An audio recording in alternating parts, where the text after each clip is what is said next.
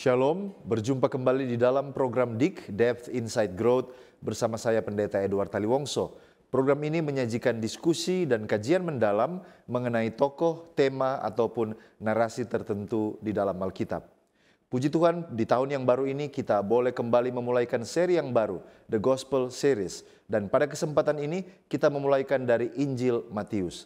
Siapa Matius? Bagaimana latar belakangnya? Bagaimana dengan cara yang dramatis Tuhan memanggil dia dan apa bukti-bukti bahwa dia adalah penulis dari kitab Injil Matius. Kita akan mencoba melihat bukti-bukti Alkitabiah, bukti internal dan eksternal tentang Matius sebagai seorang yang dipanggil oleh Tuhan untuk menjadi saksi menuliskan kisah Yesus Kristus Sang Juru Selamat. Saya mengajak pemirsa di rumah untuk berpartisipasi, untuk bergabung bersama dengan kami. Saudara yang menyaksikan tayangan ini lewat Facebook atau YouTube, disilakan untuk memberikan komentar yang positif sehubungan dengan topik yang kita angkat pada kesempatan ini. Dan untuk membahas pelajaran kita pada kesempatan ini, kami telah mengundang seorang narasumber. Narasumber kita adalah hamba Tuhan, Pendeta Jerry Sumoket, Master of Ministry. Telah menikah dengan Ibu Stella Uwai, dan keluarga hamba Tuhan ini diberkati dengan anak-anak Kesia, Yosafat, dan juga Jonathan. Hamba Tuhan menamatkan pendidikan S1-nya di Universitas Kelabat pada tahun 2004 dan menamatkan pendidikan masternya di Adventist International Institute of Advanced Studies Filipina pada tahun 2018. Beliau telah melayani selama 18 tahun dan pada saat ini dipercayakan sebagai pendeta wilayah Modo dan pendeta Jemaat Galilea Moat, Bongkudai Baru, Mototompian di daerah Misi, Bolang Mongondo, Modoinding, dan Gorontalo. Dan pengalaman hamba Tuhan ini dan kecintaannya akan firman Tuhan akan sangat menolong saudara dan saya untuk mempelajari topik yang sangat menarik yang kita akan angkat pada kesempatan ini. Mari kita sapa narasumber kita. Halo Pendeta Jerry Sumoket, apa kabar? Puji Tuhan, Pendeta, baik-baik. Sehat-sehat. Ya, terima kasih Pendeta. Oleh karena di tahun yang baru ini boleh melayani bersama dengan Cornelius Media dan berbagi dengan kita semua. Terima kasih Pendeta sudah bergabung bersama dengan kami dan kita sudah tidak sabar untuk masuk lebih dalam. Pemirsa di rumah tetaplah bersama dengan kami karena setelah yang satu ini kita akan kembali bersama dengan narasumber kita. Pendeta Jerry Sumoket tetap di program DIK, Depth Insight Growth. Diskusi dan kajian mendalam mengenai tokoh, tema, atau cerita tertentu di dalam Alkitab. Memberikan motivasi dan bimbingan untuk menggunakan metode yang tepat dalam membaca Alkitab. Selalu saksikan program Depth Insight Growth setiap hari Jumat pukul 19 waktu Indonesia Tengah di YouTube channel Cornelius Media, Bridge to the Truth. Kembali lagi bersama dengan kami di dalam program DIK, Depth Insight Growth, di mana kita mempelajari Alkitab secara mendalam untuk memperluas wawasan dan terjadi pertumbuhan kerohanian. Bagi saudara yang bergabung, kita memulaikan seri yang baru yaitu The Gospel Series. Kita mulai dengan Injil Matius bersama dengan narasumber kita Pendeta Jerry Sumoket, Master of Ministry. Pemirsa di rumah, kita akan membaca kitab suci, tetapi sebelumnya mari kita berdoa untuk meminta tuntunan Roh Kudus. Bapa Tuhan kami, Allah yang bertahta dalam kemuliaan sorga, terima kasih Tuhan oleh karena kami sekali lagi diberikan kesempatan untuk berdiskusi, mempelajari dan mendalami firman-Mu. Biarlah kiranya kuasa Roh Suci menerangi hati dan pikiran kami. Berkat Tuhan secara khusus boleh menjadi bagian hamba Tuhan, Pendeta Jerry Sumoket yang akan memimpin di dalam pendalaman Alkitab ini. Kami semua boleh mengerti dan diberkati. Kami akan membaca kitab suci-Mu, biarlah kuasa Roh Suci menolong dan menguasai hati dan pikiran kami. Di dalam nama Yesus Kristus kami sudah berdoa. Amin. Pemirsa, kami ajak Anda untuk bergabung di dalam pembacaan firman. Dan pada kesempatan ini kita akan membaca dari kitab Matius pasal 9, Matius pasal 9 ayatnya yang ke-9. Setelah Yesus pergi dari situ, ia melihat seorang yang bernama Matius duduk di rumah cukai. Lalu ia berkata kepadanya, "Ikutlah aku." Maka berdirilah Matius lalu mengikut dia. Demikianlah ayat kitab suci yang sudah kita baca yang boleh menjadi landasan bagi kita untuk berdiskusi dan mendalami topik pada kesempatan ini. Baik, mari kita mulai langsung dengan narasumber kita, Pendeta Jerry Sumoket. Sebagai pendahuluan, apa sebenarnya itu Injil? Karena kita sering mendengar kata Injil, tetapi apa sebenarnya arti kata Injil? Lalu kemudian di dalam Alkitab kita punya 4 Injil. Mengapa ada 4? Mengapa tidak cukup hanya satu saja? Bagaimana pendeta menanggapi pertanyaan ini? Baik, kata Injil itu dari bahasa Yunani, ya, evangelion, yang berarti adalah kabar baik, ya, kabar baik. Bahasa Inggrisnya adalah gospel, dan ini adalah istilah yang digunakan untuk menyebutkan keempat Injil, dan termasuk kitab pertama yaitu dalam Perjanjian Baru, yaitu kitab Matius, dan keempat Injil lainnya yaitu Injil Markus, Lukas, dan Yohanes. Ini disebut kabar baik oleh karena orang Kristen yang percaya bahwa narasi dari keempat Injil yang berpuncak kepada kematian Yesus, kepada kebangkitan Yesus, di mana merupakan sebuah kisah penyelamatan dari Allah kepada umat manusia yang berdosa, dan agar manusia dapat kembali mengenal Allah yang sesungguhnya dan dapat masuk ke sorga. Kemudian, mengapa harus ada 4, ya? Harus ada 4 Injil. Kenapa tidak cukup hanya satu saja? Mari kita lihat. Yang pertama, bahwa Injil Matius ini ditulis oleh Rasul Matius, dan juga Injil lainnya Yohanes ditulis oleh Rasul Yohanes, dan mereka adalah para murid Yesus sendiri, ya. Jadi mereka ini adalah saksi mata daripada mujizat-mujizat yang dibuat, merupakan pesan bagaimana Yesus telah wafat, lalu dia dibangkitkan, lalu dia naik ke surga. Kemudian Roh Allah juga membimbing para rasul-rasul ini untuk menyaksikan bagaimana turunnya Yesus ke dunia ini, sehingga kenaikannya kembali ke surga. Dan mengapa harus ada 4? Oleh karena dalam buku Ulangan 19 ayat 15, bahwa atas keterangan 2 atau 3 orang saksi maka perkara itu tidak disangsikan. Artinya bahwa keempat Injil adalah saksi nyata tentang hakikat dan kuasa daripada Yesus. Kalau hanya seseorang mungkin yang memberikan kesaksian, maka itu kurang akurat, kurang dipercaya. Itulah sebabnya kenapa harus 4, agar supaya lebih akurat lagi, lebih detail lagi tentang kisah daripada Yesus Kristus itu sendiri. Terima kasih. Ya, baik. Terima kasih Pendeta. Jadi keterangan lebih daripada hanya satu. Terima kasih. Dan itulah alasan mengapa kita punya 4 Injil daripada hanya satu. Pertanyaan selanjutnya masih juga dari bagian pendahuluan. Apa latar belakang penulis dari kitab Injil Matius? Siapa dia?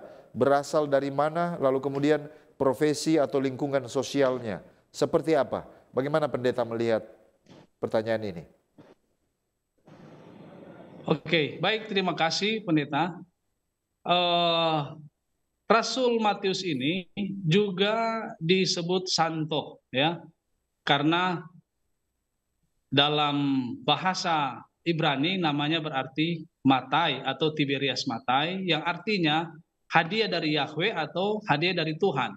Atau dalam Septuaginta bahasa Yunani yaitu Mataios, yang adalah seorang Kristen yang hidup pada abad pertama Masehi, dan dia termasuk dalam ke-12 murid Yesus yang dicatat dalam Perjanjian Baru di Alkitab Kristen. Ayahnya bernama Alfeus, dan ia bekerja sebagai seorang pengumpul pajak di Kapernaum. Jadi Matius ini adalah seorang pemungut cukai, ya. Dan Matius ini juga dibicarakan dalam tulisan-tulisan Kristen awal, terutama dalam Injil sinoptik.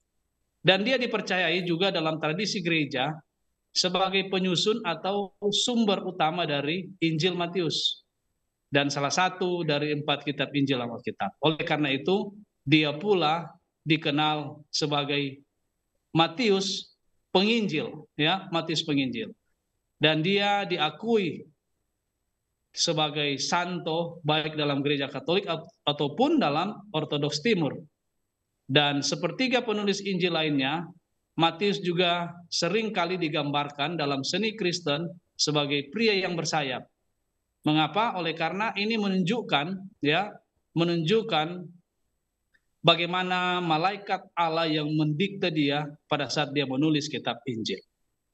Dan 3 lukisan tentang hidupnya itu digambarkan oleh Caravaggio dalam gereja San Luigi dei Francesi di Roma, merupakan salah satu karya penting dalam seni barat pada waktu itu.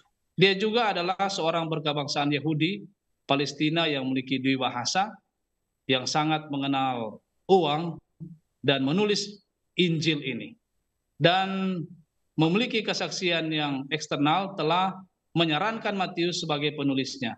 Dan ada bukti juga internal yang tidak mengubah kesan ini. Oleh karena itu, ada sedikit alasan untuk meragukan penulisan daripada Matius itu sendiri. Ya, baik, terima kasih Pendeta. Tapi apakah kira-kira, pertanyaan selanjutnya, apakah kira-kira ada bukti-bukti yang cukup kuat untuk percaya bahwa kita mengambil kesimpulan bahwa Matius inilah yang adalah penulis dari Injil Matius itu sendiri? Apakah ada bukti-bukti yang bisa kita lihat untuk memperkuat kesimpulan kita ini? Oke, baik, terima kasih Pendeta. Ada 3 bukti, ya, ada 3 bukti yang mana menunjukkan bahwa Matius, si pemungut cukai inilah yang menulis akan kitab Injil Matius. Bukti yang pertama adalah dari judul, ya.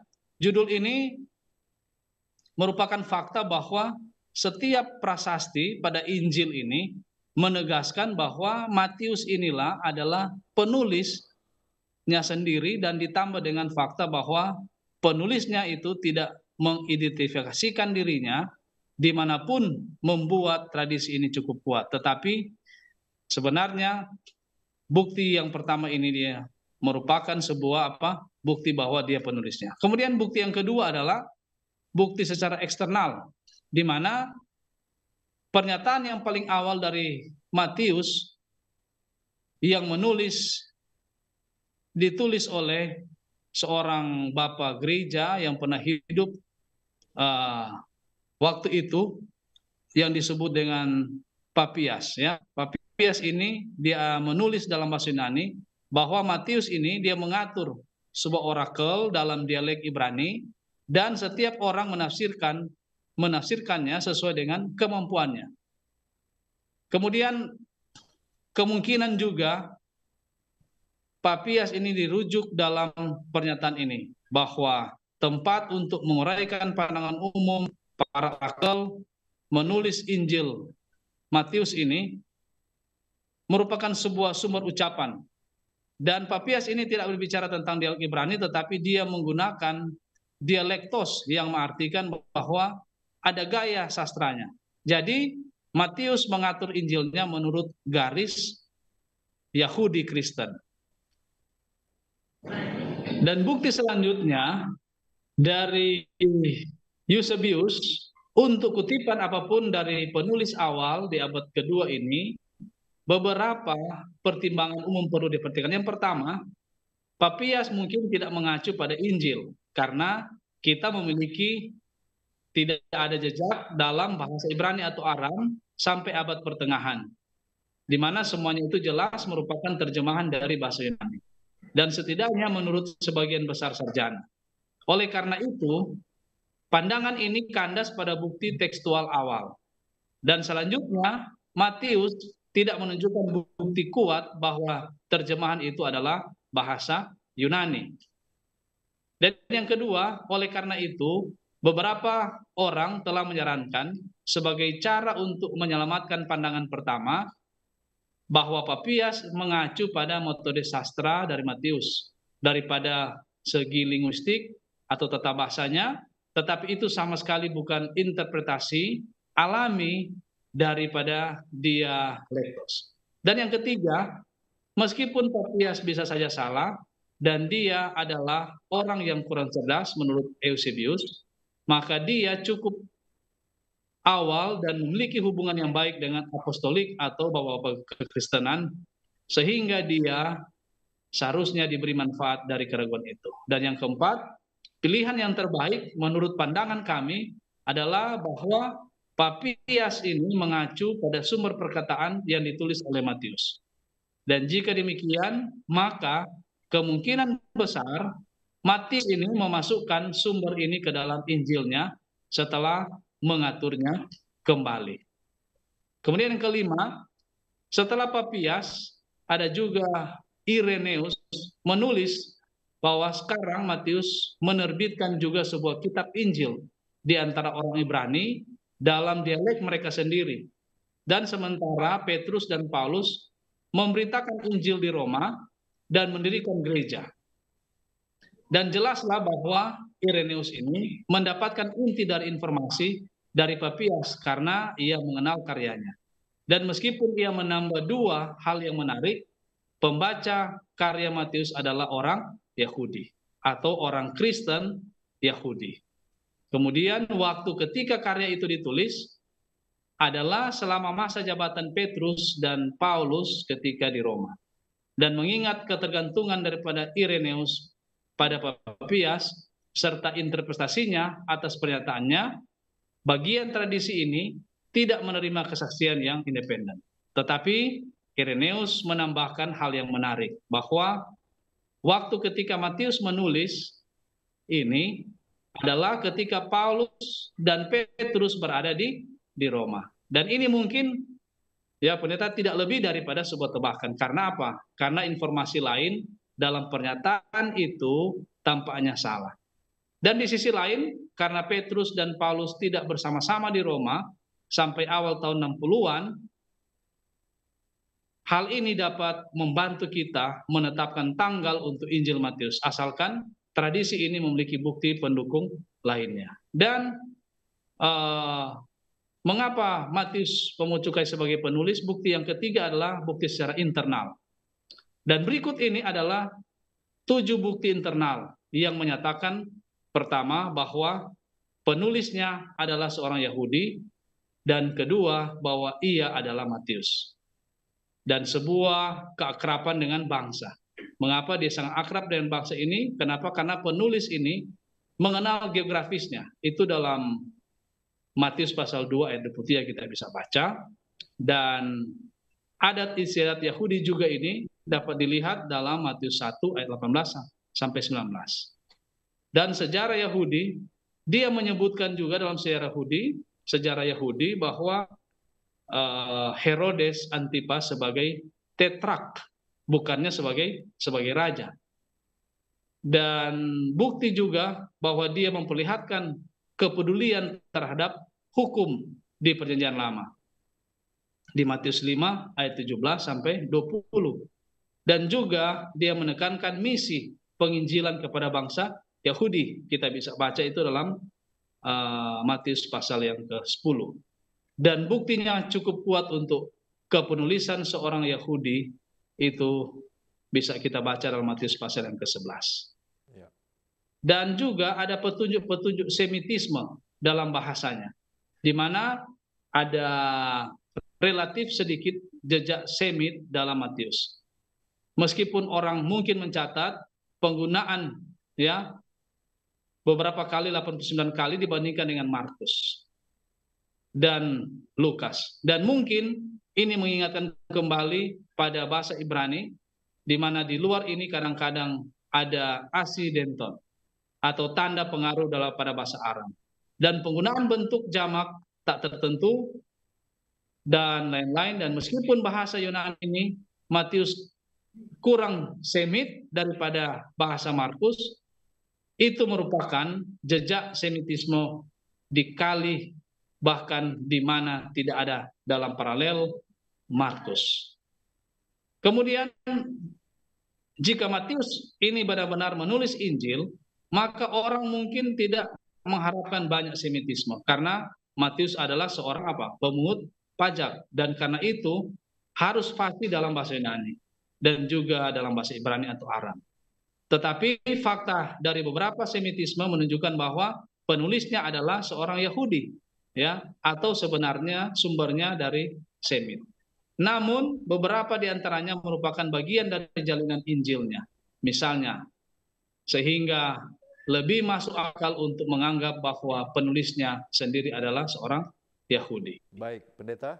Kemudian Pendeta, terima kasih oleh karena telah membagikan dengan kita bukti-bukti baik internal, eksternal, bukti-bukti dari Bapak Gereja dan juga aroma atau pengaruh semitisme di dalam tulisan dari seorang Rasul Matius. Kita masih akan masuk jauh lebih dalam, memperlihatkan kepada kita tentang siapa dia, bagaimana, kapan dituliskan, lalu kemudian tujuan penulisan khusus dari Injil ini.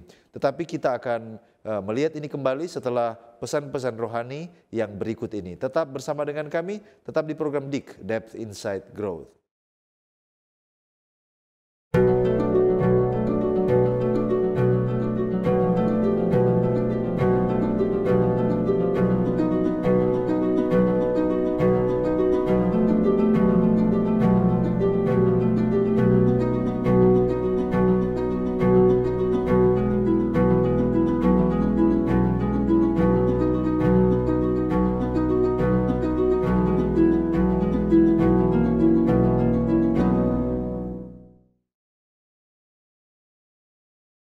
Kembali lagi di program DIK, Depth Insight Growth, dan tadi kita sudah mendengarkan beberapa informasi pendahuluan tentang latar belakang penulis, apa bukti-bukti bahwa dia adalah benar-benar penulis dari kitab Injil Matius, dan kita sudah mendengarkan pemaparan dari narasumber kita tentang bukti internal dan juga bukti eksternal yang meneguhkan bahwa Matius adalah penulis dari kitab Injil. Nah, kita masuk kembali ke pertanyaan selanjutnya bersama dengan narasumber kita, Pendeta Jerry Sumoket. Pendeta, bagaimana dengan waktu penulisan daripada kitab Injil ini, lalu kemudian tempat penulisan, di mana kitab ini sebenarnya ditulis? Disilakan. Oke, baik Pendeta. Memang ada banyak dugaan-dugaan bahwa buku Matius Injil ini ditulis oleh Matius yang lain, yang hidup pada tahun 80 setelah Yesus atau after death. Namun ada sebuah penemuan naskah papirus yang sekarang disimpan di Magdalen College, Oxford, di Inggris, menunjukkan bahwa Injil Matius ini sudah selesai ditulis sebelum tahun 66 setelah Yesus. Dan tempat penulisannya di sekitar Yerusalem, untuk siapa ditulis untuk orang-orang Kristen Yahudi yang berbahasa Ibrani. Dan ini diterjemahkan kembali ke dalam bahasa Yunani. Dan beberapa juga ahli konservatif memiliki alasan yang kuat untuk memperkirakan bahwa ia menulis ini sebelum kehancuran di Yerusalem. Dan di antara tahun 60 sampai 65 after death. Dan ketika Matius berada di Palestina atau di Antioquia di Syria, meskipun ada pakar juga liberal yang memperkirakan antara tahun 180 sampai tahun 200. Tetapi semua ahli sepakat bahwa tulisan-tulisan Ignatius ini merujuk namun tidak mengutip langsung dari Injil Matius. Itu berarti bahwa Injil ini sudah selesai ditulis pada awal abad yang kedua Masehi. Demikian Pendeta.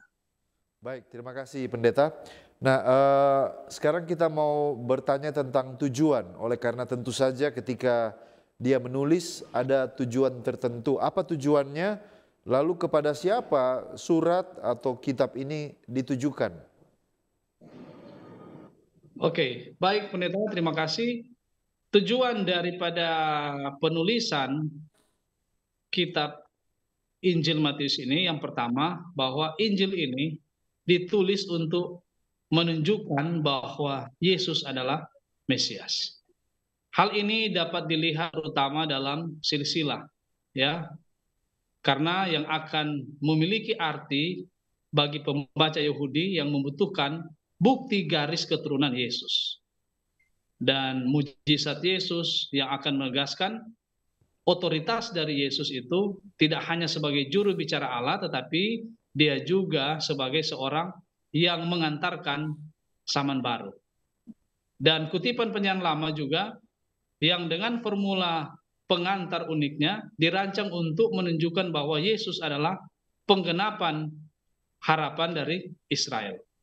Yang kedua, tujuannya adalah buku ini ditulis untuk menjawab pertanyaan, ya. Jika Yesus adalah Mesias, mengapa ia gagal mendirikan kerajaannya? Singkatnya bahwa jawabannya adalah bahwa Yesus tidak gagal sebenarnya, karena bangsa itu melakukannya. Namun kerajaan itu telah diresmikan bagi mereka yang memeluknya sepenuhnya sebagai Mesias dan akan disempurnakan pada akhir zaman. Oleh karena itu, dalam menjawab pertanyaan ini, ada tujuan apologetik dan tujuan penginjilan, di mana orang Kristen Yahudi mereka perlu memiliki pembelaan di hadapan tetangga Yahudi. Mereka tidak percaya dan mereka juga perlu memahami alasan membawa kabar baik ini kepada orang bukan Yahudi, yaitu sementara bangsa itu dalam keadaan menolak Mesias sebagai Tuhan atau sebagai Allah, maka sebuah program baru ini dilembagakan 52 di mana orang bukan Yahudi diterima ke dalam kandang. Kemudian mungkin juga ini untuk mendeteksi dalam Injil ini mungkin perasaan bahwa tidak semua pembaca Matius benar-benar memeluk atau percaya Yesus sebagai Mesias. Jika demikian, maka tujuan apologetik ini ditujukan kepada mereka dan juga kepada tetangga mereka. Dengan kata lain, Matius menulis kepada orang-orang Yahudi yang mengaku percaya, meskipun banyak dari mereka juga yang memiliki keraguan, ya, yang mengganggu tentang pribadi Kristus dan programnya. Dan yang ketiga, tujuannya adalah Injil ini ditulis untuk meneguhkan legitimasi misi orang bukan Yahudi, di mana puncak Injil adalah amanat agung di mana upaya misionaris non-Yahudi diberikan dukungan penuh, mengingat kegagalan bangsa untuk menerima Yesus sebagai Mesias. Dan beberapa orang bahkan berpendapat bahwa atas dasar amanat agung ini, bahwa penulisnya adalah seorang bukan Yahudi. Ini tentu saja tidak perlu dan bersifat reduksionistik, tetapi ini menggambarkan pentingnya amanat agung sebagai crescendo dari Injil itu. Ya, baik. Baik, terima kasih pendeta. Tadi pendeta sedikit menyinggung tentang keberatan Yesus sebagai raja. Bagaimana mencoba membuktikan melalui kitab Injil Matius bahwa Yesus adalah raja. Kita tahu kenyataannya bahwa Yesus mati disalibkan. Bagaimana mungkin ini bisa meyakinkan sesama orang Yahudi bahwa Yesus adalah raja, sementara dia mati disalibkan? Bagaimana pendeta melihat Injil Matius berusaha membuktikan hal ini? Baik, terima kasih pendeta. Hampir dipastikan bahwa Injil Matius ini diproduksi di Palestina atau di Syria, dan mayoritas sarjana Perjanjian Baru juga setuju dengan pandangan ini, di mana Injil Matius ini mau menyatakan bahwa sesungguhnya Yesus itu sebagai raja yang datang ke dunia ini untuk menjadi juru selamat. Walaupun dari kaum Yudaisme menolak akan hal ini, ya, di mana ada sebuah komunitas di mana Sabat itu masih dipelihara dengan ketat atau setidaknya disimpan untuk waktu yang lama, di mana pertanyaan tentang hukum ini memainkan peran penting, dan di mana orang-orang Farisi menjadi mitra diskusi utama dan harus tinggal di daerah di mana Yudaisme dominan. Dan ini menunjukkan sekaligus bahwa Palestina atau tetangga Suriah ini Mesir atau bahkan Babel bukanlah lawan yang serius, karena keberadaan kelompok Kristen yang besar bersama dengan kelompok juru tulis Farisi diragukan di sana. Singkatnya bahwa Matius pertama-tama membuktikan bahwa Yesus sebagai Mesias, di mana dia menunjukkan bahwa Yesus tidak gagal mendirikan kerajaannya. Ya, kegagalan adalah milik bangsa. Dan kerajaan itu diresmikan meskipun tidak disempurnakan dalam kedatangan Mesias. Akhirnya dia ingin menunjukkan bahwa karena bangsa itu gagal menanggapi Injil, sekarang Injil itu terbuka kepada orang yang bukan Yahudi, ya. Tetapi bahkan di poin terakhir ini menunjukkan bahwa Matius berjalan di atas tali dan di antara memberi pendengarnya alasan untuk misi orang yang bukan Yahudi dan memastikan bahwa mereka tidak menyinggung tetangga Yahudi mereka dengan meninggalkan hukum.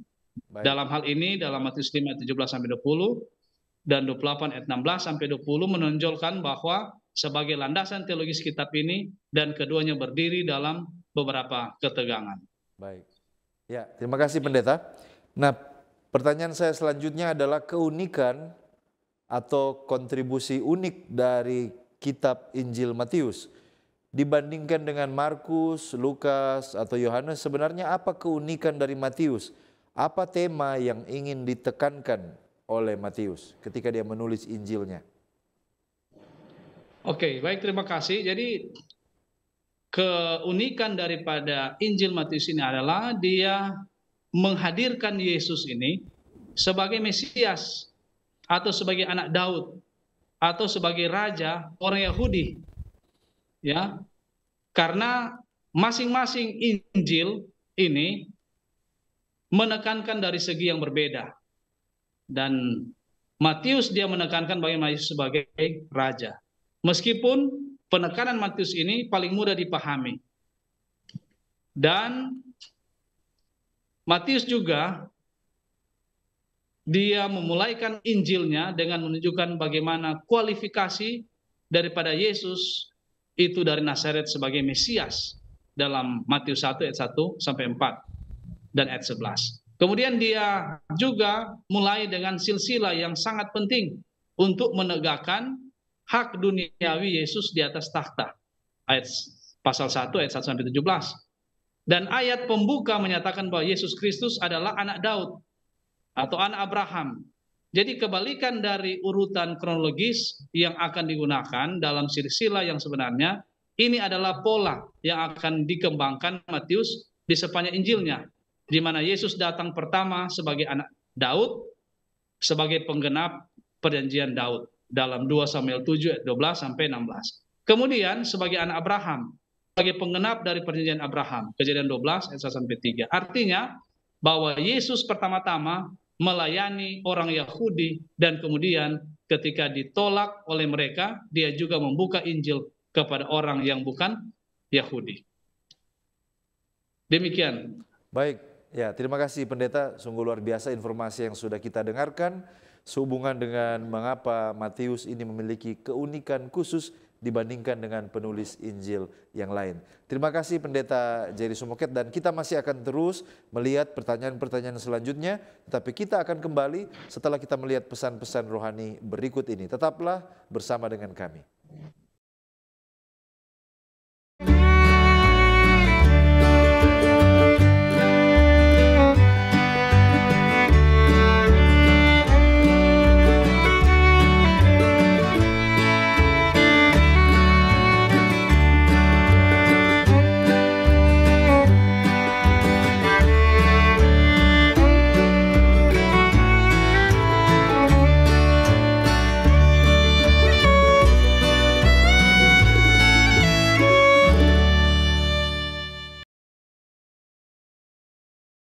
Kembali lagi di dalam program DIK, Depth Insight Growth, dan bagi saudara yang baru bergabung, topik yang kita angkat pada kesempatan ini adalah tentang Injil Matius. Dan tadi bersama dengan narasumber kita, Pendeta Jerry Sumoket, kita telah mendengarkan informasi pendahuluan tentang siapa dia, siapa penulisnya, bukti-bukti, dan juga tema yang ingin dia angkat. Mari kita akan masuk lebih dalam. Pendeta Jerry, kitab Injil Matius ini dimulaikan dengan silsilah ya, silsilah yang unik. Nah, bagaimana sesungguhnya penjelasan tentang susunan silsilah ini? Lalu kemudian kalau kita perhatikan susunannya agak berbeda dengan Lukas. Sebenarnya apa yang ingin disampaikan oleh Matius, apa yang ingin dia tonjolkan melalui susunan silsilah ini? Disilakan pendeta. Silsilah dari buku Matius ini kenapa berbeda? Oleh karena silsilah ini dibagi dari 3 kelompok, di mana mulai dari Abraham sampai kepada Daud. Itu kita bisa baca dalam Matius 1 ayat 2 sampai 6. Kemudian dari Daud sampai di pembuangan di Babel itu di ayat 6 sampai ayat 11. Dan dari pembuangan Babel sampai kelahiran Yesus di ayat 11 sampai 16, kita juga bisa melihat ayat 17, di mana dalam diri Daud, di mana keluarga ini naik ke kekuasaan kerajaan. Di penangkaran itu kehilangannya lagi. Di dalam Kristus itu mendapatkannya kembali. Dan tidak hanya ini, tetapi selama masing-masing dari 3 periode yang saya sebutkan tadi, merupakan sebuah perjanjian utama itu diberikan. Di mana di Abrahamik, di Davidik, dan juga di Baru. Jadi Matius dengan terampil, dia menjalin bersama bukti garis keturunan kerajaan Yesus dan mengantisipasi pemenuhan dari peran dia sebagai mesianik. Jadi Injil Matius juga, dia sangat jeli di dalam menguraikan silsilah daripada Tuhan. Di mana ini sebagai bukti bahwa Yesus bukanlah sekedar anak tukang kayu, tetapi merupakan keturunan orang penting ya di dalam sejarah orang Israel. Di mana hal ini penting untuk menunjukkan kepada otoritas dan wibawa khusus yang disandangkan kepadanya. Demikian. Baik, terima kasih pendeta. Jadi ternyata yang ingin ditonjolkan oleh seorang Matius bahwa benar Yesus itu tidak salah kalau disebut dia sebagai raja, oleh karena memang dia berasal dari keturunan raja. Terima kasih pendeta. Nah sekarang kita ke tulisan Roh Nubuat. Apakah ada mungkin tulisan khusus dari buku Roh Nubuat yang menggambarkan tentang panggilan luar biasa Matius menjadi seorang yang digunakan oleh Tuhan di dalam kehidupannya? Apakah pendeta ada yang bisa dibagikan kepada kita semua? Baik, dalam buku From Heaven with Love, halaman 177 paragraf yang kelima, menyatakan bahwa Matius ini, dia adalah pejabat Romawi di Palestina yang sangat dibenci. Jadi dia adalah seorang pekerja dari bangsa Romawi ini untuk menagih pajak. Jadi dia sangat dibenci tentunya oleh masyarakat ya pada waktu itu. Ini ditulis oleh pena inspirasi bahwa fakta bahwa pajak ini dikenakan oleh kekuatan asing merupakan gangguan yang terus-menerus dan menjadi pengingat bagi orang Yahudi bahwa kemerdekaan mereka telah hilang. Dan para pemungut pajak ini, para pemungut cukai, mereka bukan hanya alat penindasan dari bangsa Romawi, mereka juga adalah pemeras ya demi keuntungan mereka sendiri. Dan mereka memperkaya diri mereka sendiri dengan mengorbankan rakyat. Nah, seorang Yahudi ini yang menerima jabatan ini dibenci dan digolongkan sebagai masyarakat yang paling keji. Dan kelas ini juga termasuk Levi Matius yang akan dipanggil untuk melayani Kristus. Jadi pena inspirasi mencatat bahwa Matius ini telah mendengarkan ajaran daripada Juru Selamat, dan ketika Roh Allah juga menyatakan keberdosaannya, dia rindu mencari pertolongan daripada Kristus. Tetapi terbiasa dengan eksklusivitasnya, para rabi, dia tidak menyangka bahwa guru agung ini akan memperhatikannya.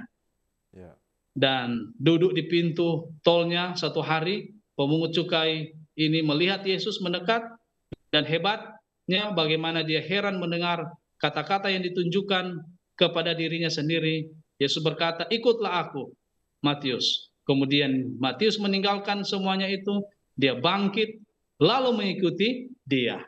Jadi tidak ada keraguan, ya, tidak ada pertanyaan yang Matius tanyakan. Ketika Yesus panggil, dia langsung bangkit dan mengikut Yesus. Dan tidak ada lagi pemikiran bisnisnya. Untuk apa? mencari keuntungan untuk ditukar dengan kemiskinan atau kesulitan. Cukup baginya untuk bersama dengan Yesus. Dia mendengarkan perkataannya dan bersatu dengan Yesus dalam pekerjaannya. Itulah catatan dari Pena Inspirasi tentang penulis buku Matius ini. Terima kasih. Ya, baik. Terima kasih Pendeta. Ada satu hal yang menarik tadi yang mungkin patut kita diskusikan, yaitu bagaimana mungkin, sebagaimana yang Pendeta sudah sampaikan tadi, seorang pemungut cukai yang sangat dibenci oleh sesama orang Yahudi justru dipilih oleh Allah sendiri sebagai penulis Injil. Nah, pelajaran apa kira-kira yang bisa kita ambil dari peristiwa ini? Baik, Pendeta. Setelah Yesus memanggil Matius sebagai pemungut cukai itu, ia langsung meninggalkan bilik pungutan cukainya dan mengikut Tuhan. Kita bisa baca dalam Matius 9 ayat 9. Dia meninggalkan sumber hartanya, dia meninggalkan posisinya yang aman dan nyaman demi berkelana, mengalami kesukaran, dan pada akhirnya mati sebagai martir. Dan ia meninggalkan hidupnya yang lama demi hidup yang baru bersama Yesus. Jadi pelajarannya luar biasa, bahwa dia bertobat, menyerahkan diri kepada Tuhan, tidak memikirkan harta duniawi, dia langsung ikut Tuhan. Ini merupakan sebuah pelajaran bagi kita, bagaimana agar supaya kita boleh merespons bahwa Yesus itulah harta yang terindah, yang lebih berharga daripada harta dunia ini. Terima kasih. Ya, baik. Terima kasih Pendeta. Sungguh sangat menarik diskusi dan pendalaman kita pada kesempatan ini. Ada begitu banyak wawasan, insight, informasi yang telah kita dengarkan, dan saya percaya kita semua terberkati lewat diskusi ini. Dan sekarang ini sebagai kesimpulan atau closing statement dari diskusi kita, adakah yang Pendeta mau bagikan sesuatu yang bisa dibawa pulang? Baik, terima kasih. Sebagai kesimpulannya bahwa Injil Matius ini merupakan sebuah buku pertama yang ditulis dari keempat kitab Injil dan mempunyai kabar baik, ya. Jadi Matius ini memiliki kabar baik, ya, bahwa Yesus itu adalah Raja, adalah penyelamat yang dijanjikan oleh Tuhan. Dan makna pokok ini menjadikan setiap orang sebagai murid Tuhan Yesus. Kemudian Injil Matius juga ini sangat jeli, dia menguraikan silsilah Tuhan Yesus sebagai bukti bahwa Yesus bukanlah sekedar anak tukang kayu, tetapi merupakan keturunan orang penting di dalam sejarah orang Israel. Dan hal ini penting untuk menunjukkan adanya otoritas dan wibawa khusus yang disandangkan kepadanya. Jadi saya percaya dengan pelajaran kita tentang Injil Matius ini akan menolong kita agar supaya kita boleh lebih mengasihi Tuhan, menjadikan Dia yang pertama-tama, Dia sebagai Raja atas hidup kita, dan biarlah kita boleh belajar dari pemungut cukai ini. Dia rela meninggalkan segala sesuatu demi mengikut Tuhan. Biarlah kita juga semua yang menyaksikan siaran dari Cornelius Media ini juga akan seperti Matius yang mau meninggalkan sesuatu demi Yesus Kristus atau demi harta dunia. Demikian, biarlah kita semua akan setia terus, Tuhan datang kita boleh diselamatkan, adalah doa kami. Amin. Amin. Terima kasih Pendeta. Bolehkah Pendeta tutup dalam doa, mendoakan diskusi kita dan juga mendoakan pemirsa yang menyaksikan tayangan ini di rumah mereka? Disilakan Pendeta. Baik, mari kita berdoa. Ya Tuhan Allah, Bapa kami yang bertakhta dalam kerajaan sorga, pada saat ini kami patut bersyukur dan berterima kasih oleh karena kami boleh mengikuti pelajaran yang sangat penting dari Injil Matius, penulisnya yaitu Matius, seorang pemungut cukai. Dia menggambarkan Yesus sebagai anak raja. Biarlah Tuhan lewat diskusi pelajaran ini kami boleh mengerti dengan pertolongan Roh Kudus. Kami boleh menghidupkannya dalam kehidupan kami, di mana kami boleh menjadikan Yesus sebagai Tuhan dan Raja kami yang agung, yang harus kami sembah dan kami muliakan. Dan biarlah kami juga akan menjadi seperti Matius, seorang pemungut cukai. namun dia dipanggil oleh Tuhan, langsung meninggalkan pekerjaannya untuk mengikut Tuhan. Biarlah kami juga sebagai pemirsa yang menyaksikan siaran ini, kami juga akan menjadi seperti Matius, yang rela meninggalkan segala sesuatu demi Yesus sebagai harta yang terindah. Terima kasih ya Tuhan, oleh karena Engkau telah bersama-sama dalam program ini. Biarlah kami semua akan lebih mengasihi Tuhan, mencintai Tuhan. Dan ketika Tuhan datang sebagai Raja di atas segala Raja, kami semua akan menjemput Engkau.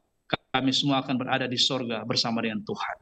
Terima kasih Tuhan mendengar doa kami. Terima kasih Tuhan berkati kami pada sepanjang hidup ini. Karena kami sudah berdoa dan memohon berkat ini dalam nama Yesus. Dia adalah Tuhan dan Juru Selamat kami. Amin. Amin.